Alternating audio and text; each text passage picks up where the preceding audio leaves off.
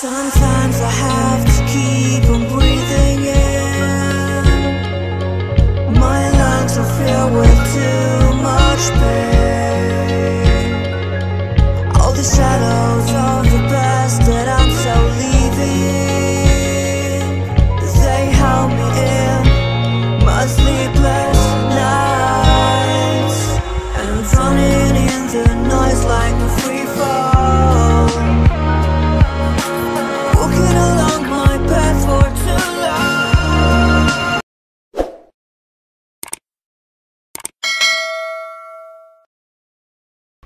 Piring dan sendoknya. Cek. Kita dimulai. Ya. Kok malah seru ya? Assalamualaikum warahmatullahi wabarakatuh. Kurang keras ya?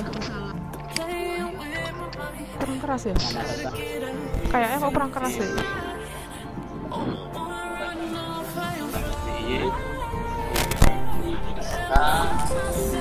Di 2019. Tadi menemukan topik dari Triyanti yang dimoderasi oleh Ibu Triyanti. Silakan untuk Ibu Atis Yuniati memberikan menjadi moderator bagi Ibu Arif Triyanti. Silakan. Terima kasih waktu yang diberikan kepada saya. Assalamualaikum warahmatullahi wabarakatuh. Waalaikumsalam. Bapak Ibu guru semuanya, ketemu lagi sore hari ini bersama kami yang dari SMA 3 hari ini. Dan hari ini kita akan ini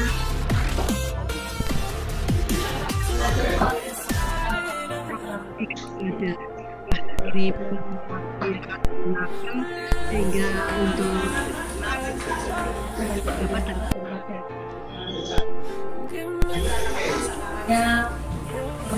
sekali karena yang akan disampaikan Ibu Arif Triyanti pada hari ini. Ibu Arif Triyanti adalah ibu pengajar di SMA Negeri 3 Purworejo, yaitu bidang studinya biologi. Sehingga kita semuanya untuk bersama. Mari kita dengarkan paparan dari beliau dan nanti kita semua sharing bersama untuk memperdalam apa yang beliau sampaikan nanti, sehingga untuk bekal pengetahuan untuk kita semua. Semuanya hadirin yang berbahagia, silahkan langsung kepada Ibu Arif Triyanti. Monggo Ibu Arif Triyanti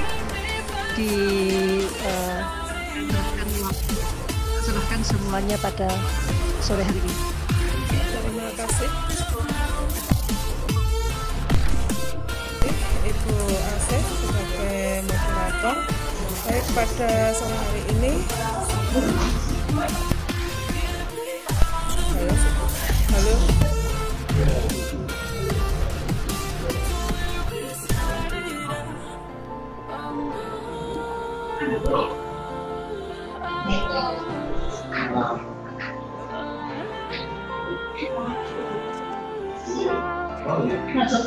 Masuk lagi ke sini.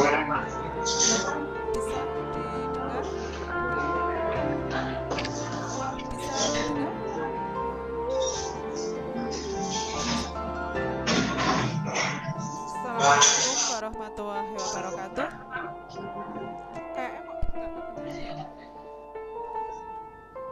Sudah.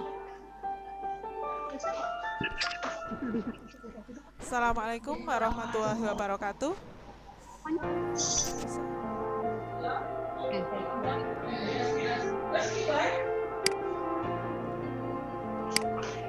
Gimana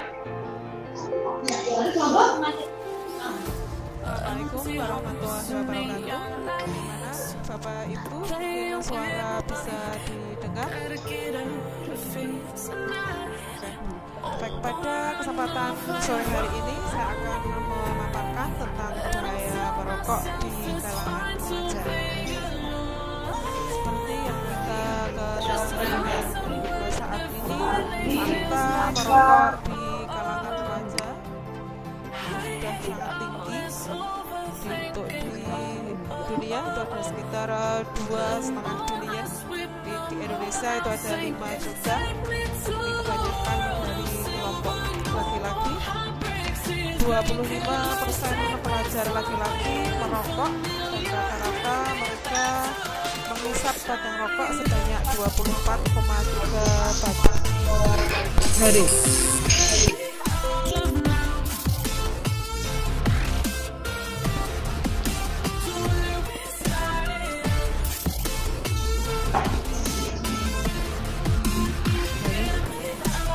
Halo, bisa didengar? Halo?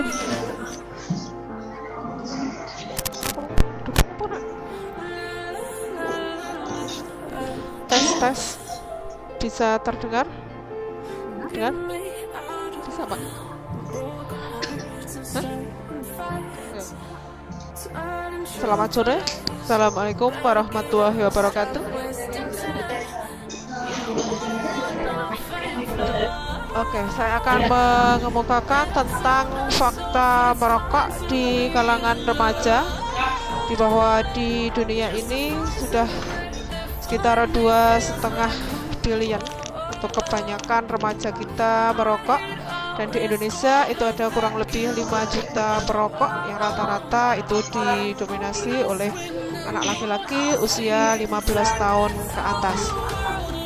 25% pelajar laki-laki itu mereka merokok menghisap sebanyak 24-25 batang rokok per hari. Fakta merokok di kalangan remaja, pada remaja ini rata-rata dengan usia 19 sampai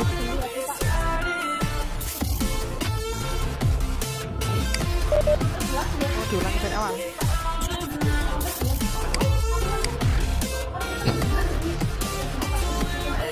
Assalamualaikum warahmatullahi wabarakatuh. Pada sore hari ini saya akan memaparkan tentang bahaya merokok di kalangan remaja.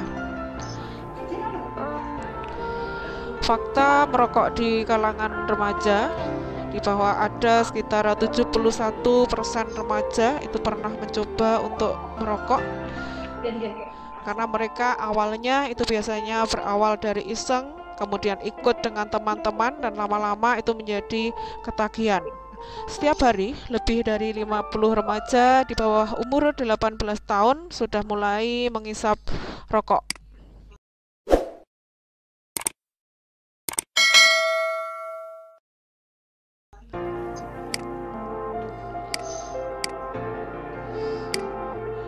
Bagaimana masa depan perokok muda? Itu ada beberapa hal yang sudah terjadi berdasarkan beberapa penelitian. Itu diantaranya 1 orang mati kena bunuh, 6 orang mati karena kecelakaan jalan raya, 500 orang mati karena penyakit, ada jantung, kanker, kemudian stroke, dan lain-lain yang berkaitan dengan merokok. Apa dan mengapa sih kok rokok itu berbahaya? Apa saja komponen yang ada di dalam rokok itu? Komponen yang paling utama itu adalah tembakau, berasal dari Nicotiana tobacum. Tembakau ini biasanya dikonsumsi dengan penggunaan dihisap, kemudian dikunyah, dan ada beberapa fakta yang menyatakan bahwa dengan merokok, menggunakan tembakau itu dapat membunuh cacing parasit di dalam usus. Apa itu merokok? Merokok ada perokok secara aktif, ada merokok pasif. Kalau merokok aktif itu menyedot asap rokok aliran utama melalui mulut. Kemudian merokok secara pasif itu menyedot asap aliran sisi dan asap aliran utama yang dihembuskan keluar oleh perokok.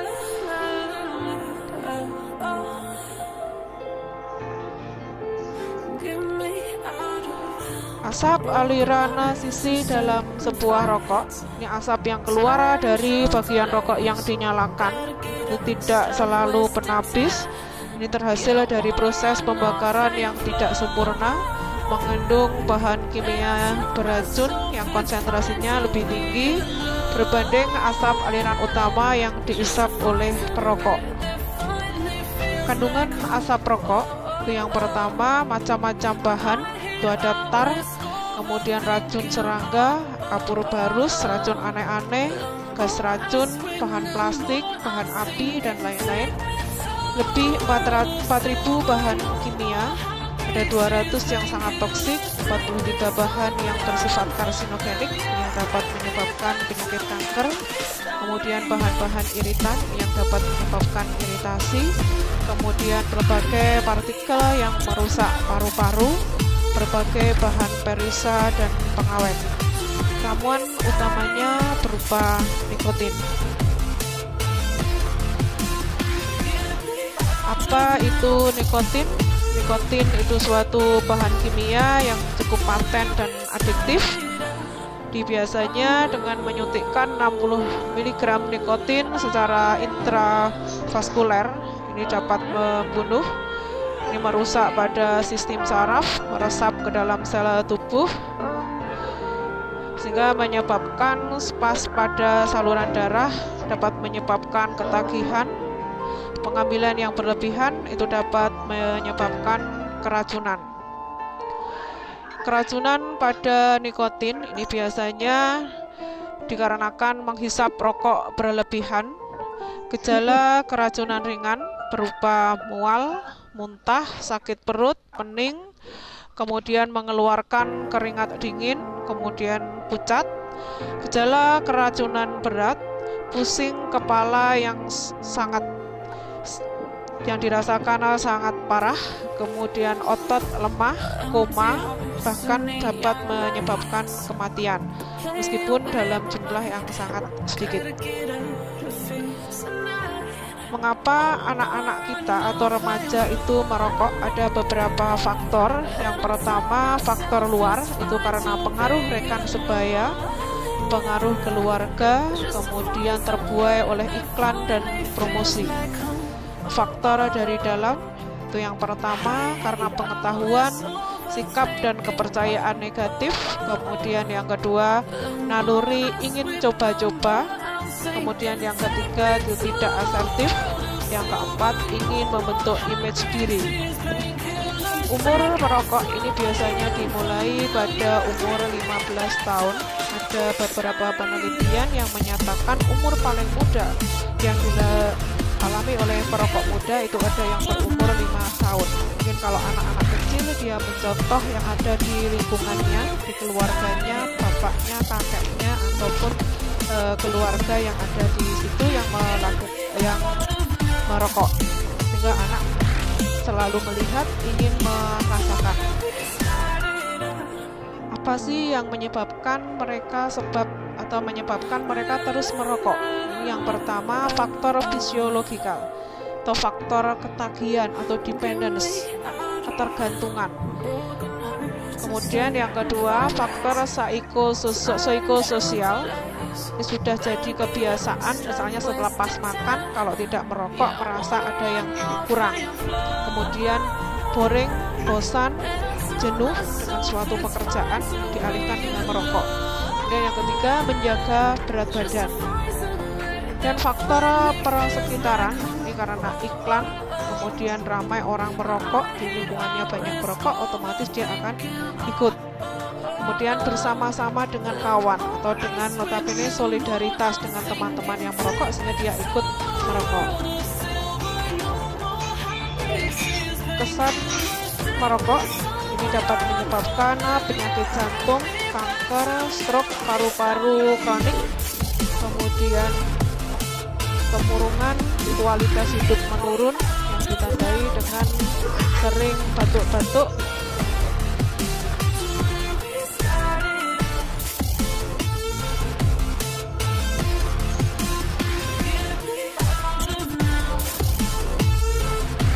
Organ dan sistem tubuh yang terdampak karena rokok itu yang pertama otak, jantung, paru-paru, saluran pernapasan, saluran makanan, pankreas, hati, ginjal, kendi kencing, mulut dan tekak, mata, hidung, telinga, kulit dan rambut, gigi dan gusi, saluran darah, tulang, kemudian organ reproduktif.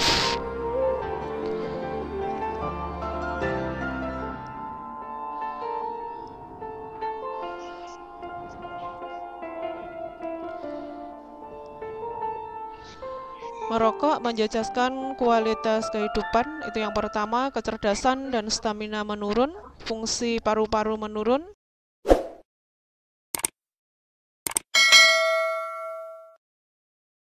risiko jangkitan saluran pernafasan meningkat. Perokok wanita 2-3 kali lebih berkemungkinan tidak subur, ini kaitannya dengan reproduksi. Kemudian nafas dan badan berbau busuk, gigi berkarat, kulit muka cepat berkedut, rambut cepat beruban. Setelah kita mengetahui beberapa seluk-beluk dari rokok, pengaruhnya, kemudian apa yang terjadi setelah kita merokok, tentu kita akan memilih. Mungkin ada semboyan yang perlu kita canangkan. Kita memilih mematikan rokok atau kita dimatikan oleh rokok. Itu mungkin slogan yang perlu kita terapkan pada remaja kita sehingga mereka bisa memilih. Dapat kita simpulkan bahwa yang pertama, merokok bukan suatu keperluan, tapi itu suatu kehendak. Yang kedua, merokok amat merugikan. Yang ketiga, merokok menjejaskan kesehatan bagi diri perokok, keluarga perokok, dan orang lain yang tidak merokok. Perokok harus dicegah supaya berhenti merokok. Perokok harus menghormati hak bagi orang lain yang bukan perokok untuk menghirup udara bersih dari asap rokok. Kemudian yang berikutnya, bukan perokok mesti menyuarakan hak tersebut. Untuk kesejahteraan kita bersama, penggunaan rokok mesti disekat atau diberantas. Demikian Ibu moderator, saya kembalikan ke moderator. Monggo Bu Asih.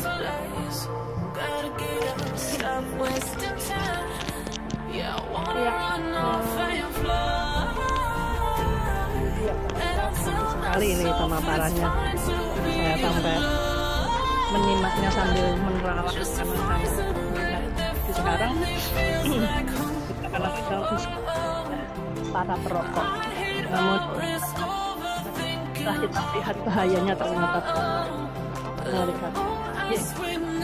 Panjang sekali yang sudah disampaikan tadi. Semoga mungkin dari Bapak Ibu yang menanyakan ya ingin sharing, silahkan monggo. Dari sesi pertama dulu, mau Bapak Ibu guru yang mau menyampaikan, menanyakan sesuatu atau mungkin sharing di hal ini, saya persilakan. Enggak dengar ya? Wah, ternyata saking asiknya ini Bu Arif, sehingga asiknya sampai begitu jelas juga panjenengan menyampaikannya. Sehingga kalau boleh izinkan saya untuk menyampaikan, kadang-kadang kita tidak bisa menghindari dalam hal seperti ini. Contohnya, salah satu contoh, saya pernah naik bis itu pagi-pagi, kondisinya agak penuh bisnya, ada yang merokok. Otomatis kita tidak bisa menghindar. Bagaimana pencegahan pertama kita untuk menghindari hal seperti ini, Bu Arif? Mohon maaf ini karena tadi mungkin masih pada asik mendengarkan, izinkan saya. Iya, baik Bu Asih. Jadi kalau misalkan kita berada di suatu lingkungan di mana kita menghendaki untuk lingkungan itu steril dari rokok, tetapi di sekitar kita itu ada perokok, mungkin langkah yang bisa kita antisipasi, yang pertama, kita bisa menggunakan masker. Kita menyiapkan masker di dalam tas sehingga pada waktu kita bepergian, kita berada di lingkungan perokok, kita bisa langsung memasang masker. Itu yang pertama. Yang kedua, kita dengan tulus dengan sopan kita meminta pada perokok untuk kita mengatakan maaf Bapak atau Mas, untuk di sini tolong jangan merokok karena saya alergi terhadap rokok misalnya. Tapi juga kadang ada yang beberapa orang mengatakan loh, rokok itu hak saya, kalau jenengan nggak pengen kena rokok ya jenengan yang pergi. Nah kalau kita sudah ketemu orang yang seperti itu ya kita harus antisipasi diri sendiri, kita menggunakan masker. Kemudian kalau kita misalkan di kendaraan umum ya kita berpindah di suatu tempat yang agak jauh dari perokok tersebut, karena kadang orang kan juga untuk menerima kritik itu juga ada beberapa yang memang tidak mau menerima, tapi ada beberapa yang dengan kita menggunakan masker atau kita sudah terbatuk-batuk mereka sudah langsung mematikan rokoknya.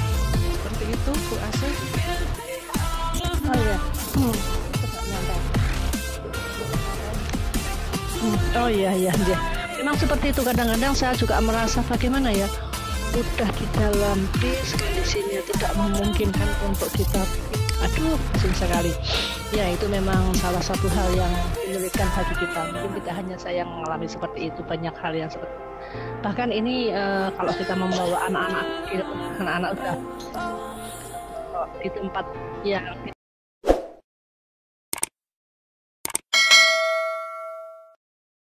tidak di dalam mobil, mungkin kita di dalam bis ya, bis umum ya. Kalau bis umum itu kan bisa turun. Kadang kalau bisnya mungkin AC saja kadang-kadang masih melanggar, ditutup ya, tetap aja itu kadang-kadang seperti itu. Nah ya, terima kasih Bu Arif, semoga kita tidak menemukan yang seperti itulah, karena kondisi sekarang sudah hampir semuanya kendaraan ber-AC ya. Bis juga masih sudah banyak yang menggunakan AC, semoga kita terhindar seperti itu. Tapi mohon maaf, satu saja lagi. Ada yang mengatakan tembakau rokok itu, bahkan kalau yang sudah dirokok itu bisa untuk menyembuhkan sakit gigi. Apakah betul seperti itu ya, Pak Arif ya? Kalau itu saya sendiri belum tahu pasti Bu Asih. Kalau yang pernah saya baca itu nikotin atau nikotin yang ada di dalam tembakau itu bisa membunuh cacing parasit. Tetapi kalau untuk yang gigi kebetulan saya belum pernah membacanya atau artikel itu. Dan tetapi meskipun ada keuntungannya dari beberapa paparan saya tadi, antara keuntungan dengan kerugiannya tentunya lebih banyak kerugiannya, apalagi bagi perokok yang pasif. Itu Bu Asih. Ada lagi yang lain, monggo silakan.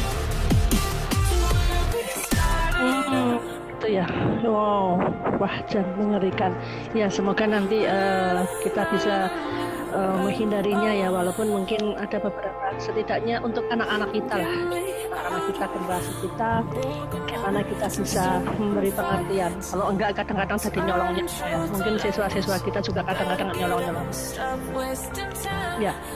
Maaf, mungkin ada pertanyaan yang lain mungkin pada ibu-ibu hebat, monggo. Iya.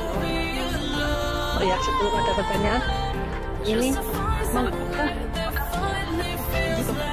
Oh iya. Terus positif. Ya, pas. Ya.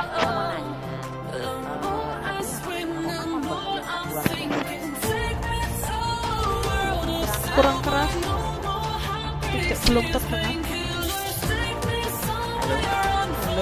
Halo.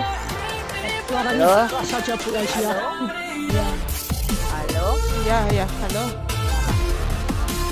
Rokok itu kan membahayakan ya. Membahayakan. Ya.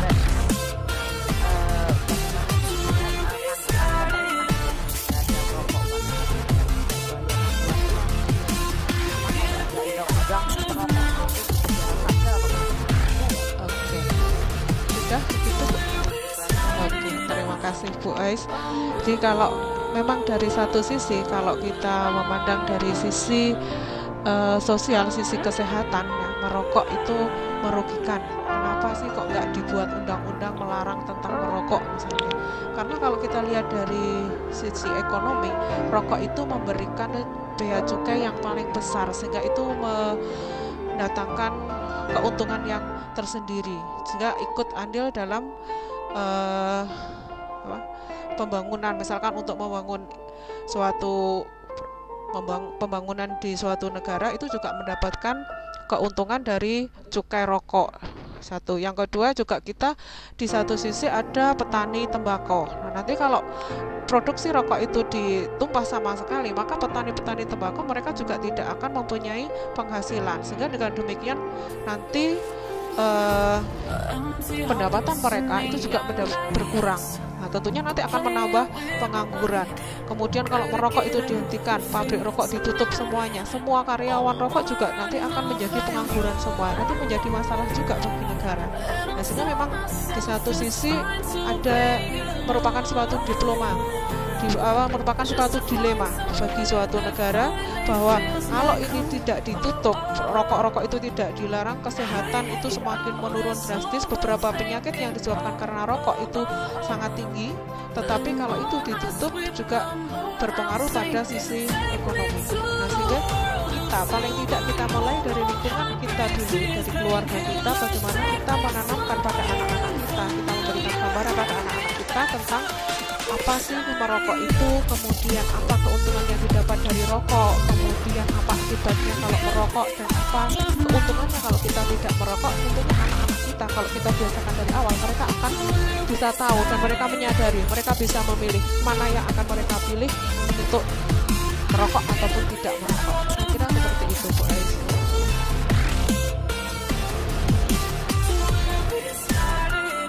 Ya, pertanyaan yang bagus ini, ternyata memang untuk kita semuanya, Nji. Ya, mohon maaf ini Bu Arif, ini ada pertanyaan juga yang sampai ke saya. Ini saya bacakan dulu. Ini dari ada 2 ibu ya, ini ternyata ada banyak sekali yang mendengarkan di sana. Nji, yang pertama dari Pak Agung ini. Untuk dari kalangan pelajar, apakah bahaya merokok ini semakin meningkat, stagnan? Jadi untuk di kalangan pelajar, apakah bahaya merokok ini semakin meningkat? Iya. Kalau menurut dari Ibu, ini yang pertama, Ji. Sekalian aja, Ji. Ini dari Ibu Nur Santi. Ibu Nur Santi menanyakan bagaimana pencegahan merokok di sekolah agar anak itu bisa sadar sendiri sehingga tidak mau mengenal, apalagi mencoba merokok. Nah, kalangan kita yang masih remaja kadang senangannya kan mencoba-coba. Ini dari Ibu itu kan. Monggo ya. Terima kasih. Pertanyaan yang pertama dari Pak Agung, apakah pada remaja itu sekarang tentang mereka untuk mencoba rokok itu semakin meningkat, begitu ya, Bu Ante? Nah, merokok itu semakin meningkat. Ya, bahayanya merokok semakin meningkat. Saya kira iya, Bu Asih. Dari pengalaman saya sendiri, kebetulan ada beberapa siswa itu yang dulu juga pernah menjadi seorang perokok berat. Setelah mereka mengetahui apa bahayanya merokok, terutama pada materi tentang sistem pernafasan, di situ dijelaskan tentang bahaya merokok, keuntungan apa yang diperoleh dari rokok, kandungan rokok dan sebagainya. Mereka menjadi tahu, kemudian mereka ternyata bisa sadar, oh ternyata seperti itu ya bahayanya rokok. Dan mereka juga apa yang sudah mereka alami sekarang, misalnya giginya mereka itu sudah banyak yang berwarna hitam dan itu sulit untuk menjadi putih kembali. Mereka juga ada yang menginginkan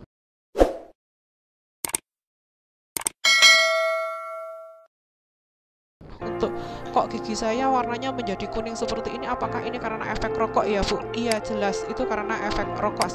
Dan teman-teman yang lainnya tentunya dengan seperti itu, teman-teman yang lainnya bisa melihat langsung contoh yang ada.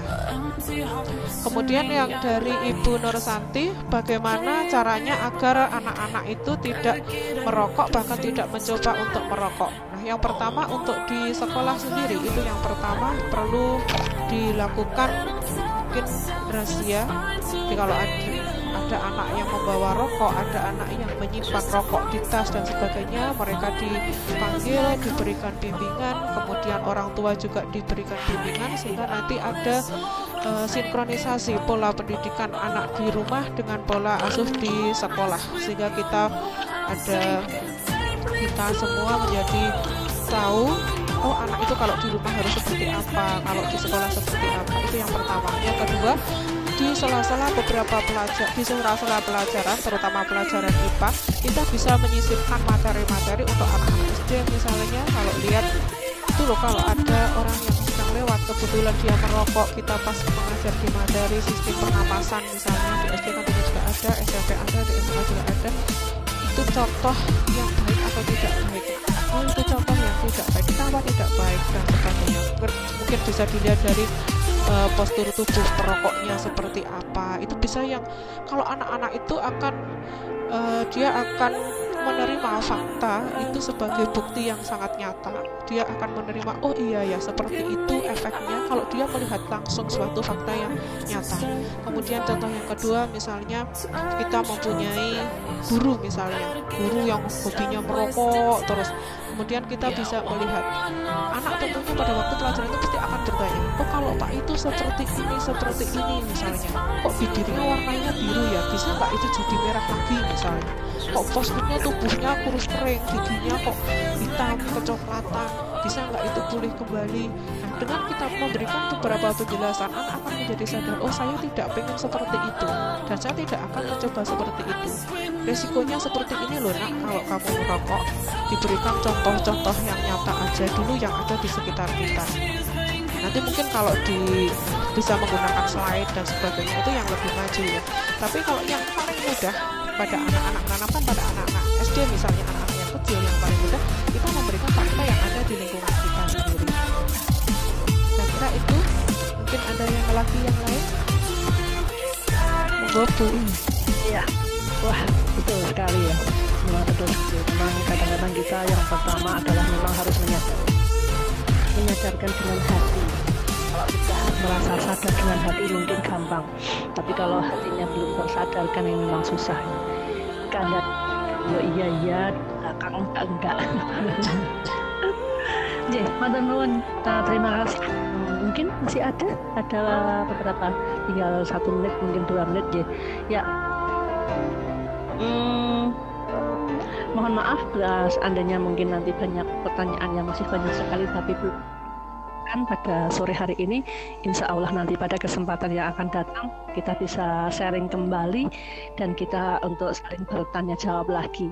Terima kasih Bapak Ibu semuanya yang ada di sini, dan tentunya terima kasih juga pada pembicara pada hari ini. Bisa kita simpulkan bahwa merokok itu sebenarnya sangat berbahaya kalangan remaja, tidak hanya kalangan remaja tapi pada semuanya, sehingga yang pertama kita harus menyadarkan kepada anak-anak kita, kalangan remaja kita, generasi kita, agar menghindari dari rokok karena begitu berbahaya dan tidak baik sekali untuk dirinya sendiri, juga untuk lingkungan sekitarnya. Untuk dirinya sendiri tidak baik, juga untuk orang lain, bahkan orang lain juga merasakan tidak nyaman. Namun bagaimana dengan kondisi yang harus di sini, karena ini juga suatu hal yang ada di negara kita juga, sehingga menggolah bagaimana sebaik-baiknya untuk menghindari. Terima kasih semuanya, terima kasih pada sore hari ini. Saya sebagai moderator mohon maaf apabila dalam mengantarkan materi pada sore perjalannya materi pada sore hari ini saya berkenan di hati panjenengan semuanya, saya mohon maaf. Saya akhiri. Wabillahi taufiq wal hidayah. Wassalamualaikum warahmatullahi wabarakatuh.